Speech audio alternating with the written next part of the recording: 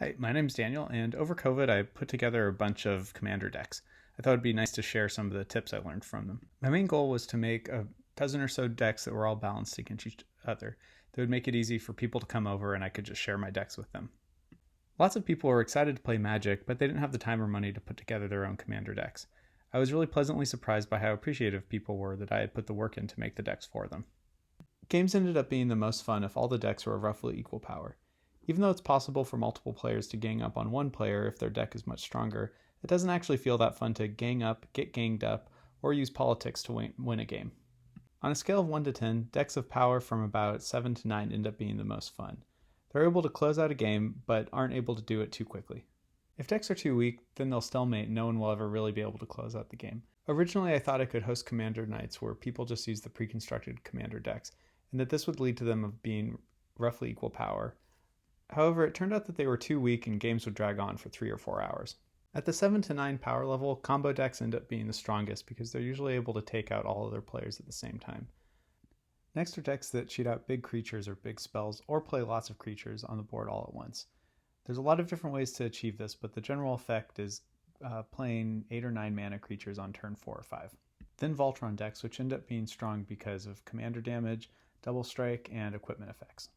Last are value or synergy decks, the best example of which is a tribal deck. These can be some of the most fair-seeming decks, but they usually take 3 or 4 cards before they can really get started and end up being slower than the rest of the archetypes. When judging a deck's power, I try to think about how many cards it takes to win, what turn it can usually win on, and how long it could take to kill a single opponent. Since a deck's power will ultimately determine the length of a game, I found that around 10 turns was a good length. Usually this ends up being about 30 or 45 minutes.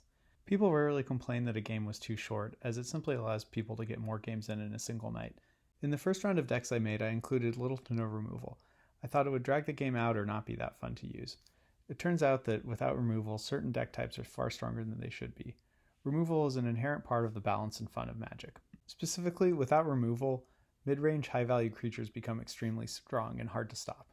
I ended up not including many tutors in my decks, because they can be tedious to sit through and difficult for players who aren't familiar with all the cards in the deck. They do end up being a really good way to tweak the power of decks if you're just trying to achieve balance. I originally didn't include many hate cards because I thought it would be unfun to stop other people from playing, but it turns out that they can actually be enjoyable to play around and figure out new ways to adapt to. They also punish players who've made decks that have too narrow of a focus, which can also be interesting from a meta perspective. If you're still not a fan of hate cards, tax cards are a nice form of soft hate, which allow you to affect the meta of the game but not totally shut people out. Consistency is the most important part of any deck. This doesn't mean that the deck can always win or is always stronger than other decks, but just that a player can sit down and it feels like the deck's generally working and getting them ahead in the game. I always made sure to test a deck before handing off to a friend. The easiest way to do this is draw a starting hand of 7 cards, then play about 7 turns. Then put those cards aside and repeat until the deck is completely run through. This will give you a good sense of how the deck functions no matter your exact starting cards. I like to make sure that decks always have multiple win conditions. This makes for more varied games in general, and it makes it easier for decks to play around different metas and different hate cards. If building a deck around synergy and value, make sure that you can start getting good value from about 2 cards. It can be tempting to make a deck that gets great value from something like 5 or 6 cards, but in practice it can be difficult to draw into those cards or not have cards get removed. An easy way to make this more consistent is make sure that you have a commander that also contributes to your value or synergy. If your deck is more dependent on your commander, you have to include a good deal of protection to make sure the deck plays consistently. The only drawback is protection isn't always necessarily fun because you're only really countering other people's spells.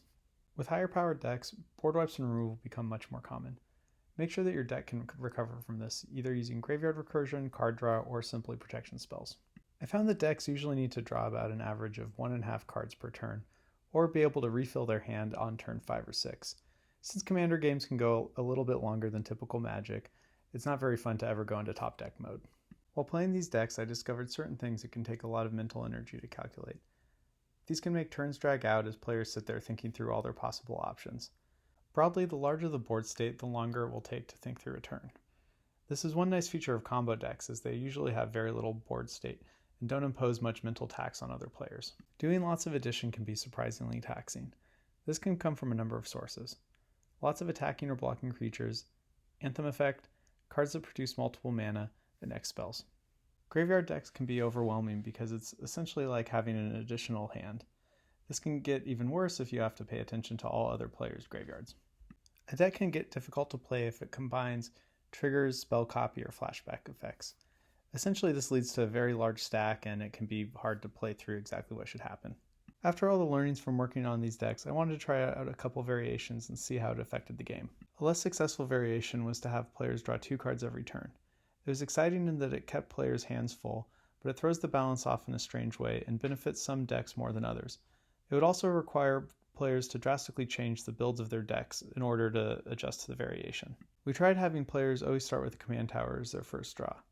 This does even out a player's mana base, but it resulted in a strange meta around the decision to mulligan. Since commander games can take a bit longer, it was best when all players have a decent hand. We have a house rule of 1 free mulligan, and then after that you only mulligan down to 6 cards. As I said earlier, combo decks have an advantage in commander because of how they're able to take out all the other players at the same time. Reducing players' life total to only 30 and having them lose to 16 commander damage made attacking with creatures much more viable. The most successful was to have everyone start with a Soul Ring as their first draw.